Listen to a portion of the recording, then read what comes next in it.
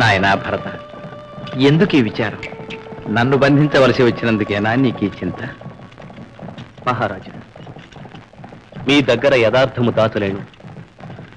దాశరథి మీకు విధించిన శిక్ష బంధన కాదు, మరణదండన.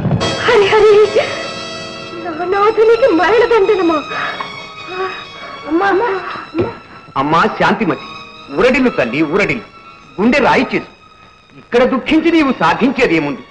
కర్తవ్యం ఆలోచించు, కార్యదీక్ష వహించు.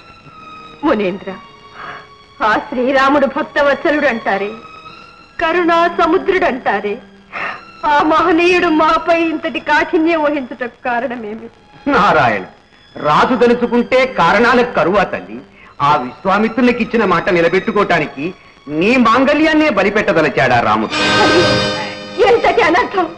జగద్రక్షకుడు దీన బాంధవుడు అయిన ఆ రాముడే ఇంతటి శపథం చేస్తే ఇక మాకు దిక్కెవరు? మునీంద్ర, తాము సర్వజ్ఞులు. ఈ ఆపద తప్పే మార్గం తామే సెలవియండి. నాకు పతి దీక్ష ప్రసాదించండి. నారాయణ, ఏం చెప్పమంటావు తల్లి? ఆ రాముడా ఆడిన మాట తప్ప. నీ నాథుడా నిరపరాధిని నోరు విప్పి చెప్ప. నాకు తోచింది ఒక్కటే మార్గం. అయ్య కోపిస్తే అమ్మ ఆదరిస్తే, ఆ సీతమ్మ కష్టాలు అనుభవించిన ఇల్లాలి.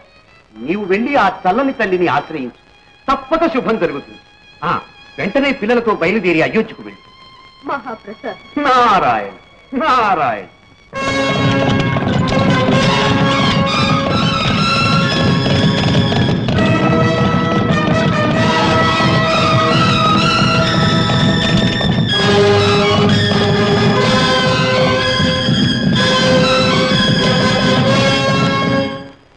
ఏమైంది మీ భక్తుల ప్రజ్ఞ?